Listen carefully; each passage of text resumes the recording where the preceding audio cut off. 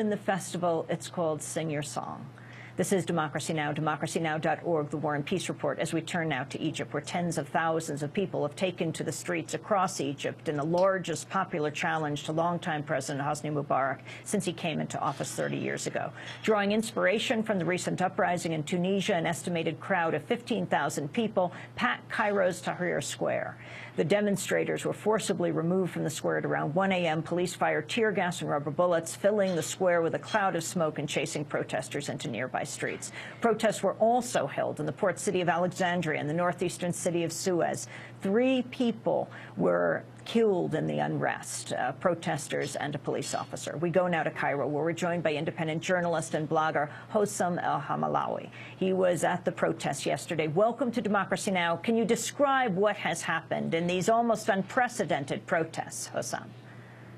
Well, it's an honor to be on your show, and I think I need to make it clear in the beginning that I was not in Tahrir Square yesterday, but I was monitoring the situation and following it with my fellow journalists and activists on the ground.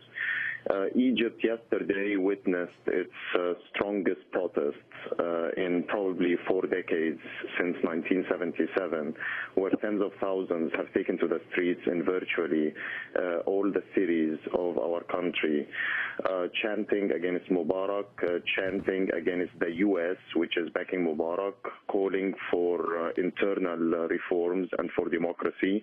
Others were chanting for a revolution and saluting the Tunisian people. The police has responded with iron fist tactics we're used to, although they showed some self-restraint in the first few hours, by using rubber bullets and tear gas and mass arrests against the protesters both in Cairo and in other provinces. As I'm talking to you now, there are at least 200 political detainees locked up in the notorious state security facility in Nasr City. The government has blocked Twitter and has blocked in less than an hour ago Facebook, and has blocked yesterday also Bambuzer, which is an online live streaming video platform on the internet.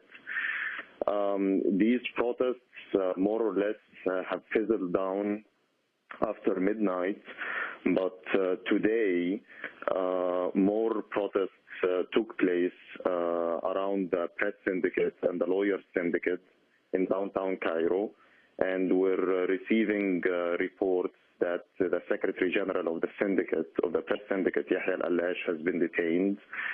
There are also waves of arrests for activists in the Nile Delta, in both in Tanta and in Mahalla.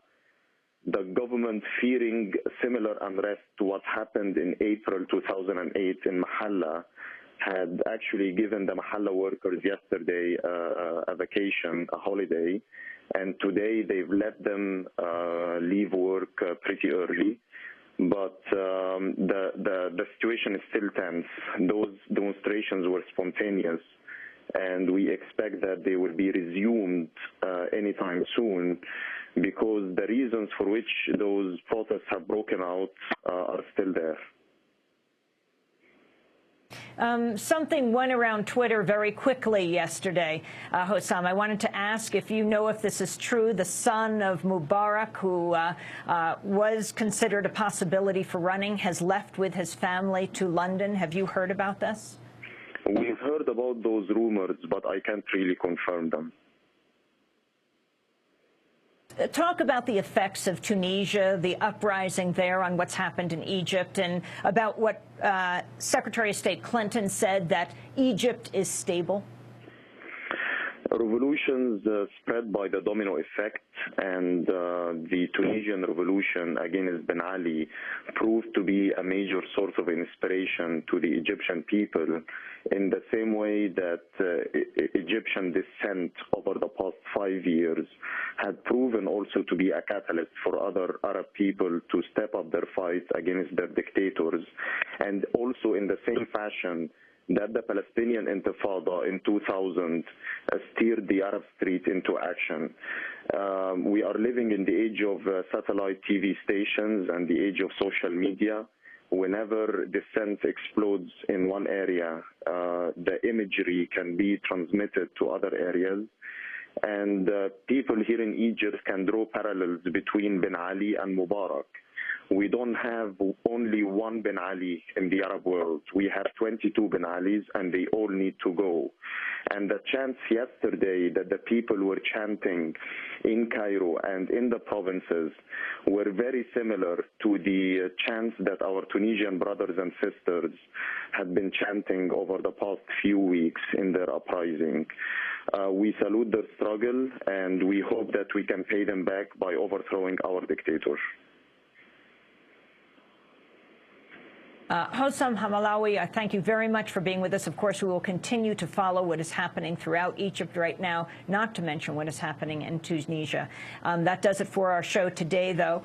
Democracy Now! Is produced by Mike Berkshire, for the Kudus, Armate, Steve Martinez, Nicole Salazar, Renee Feld, Sunny Masood, Ravi Karen, Mike DeFilippo, Magdalena Guerra, our engineer. Special thanks to Miriam Barnard, Brenda Mura, John Hamilton, Dennis Moynihan, to Becca Staley, Julie Crosby, Nick Gilla, Hugh Grant. A correction, it's Darrell Issa. His company was Viper, that made him one of the wealthiest in Congress. Also thanks to the Sundance crew, Mike Scholes, Rich Lavelle, Jim Lemon, Dave Andrus, and to the entire staff here at Sundance Film Festival, as well as to Yudi Barrios. I'm Amy Goodman. Thanks for joining us.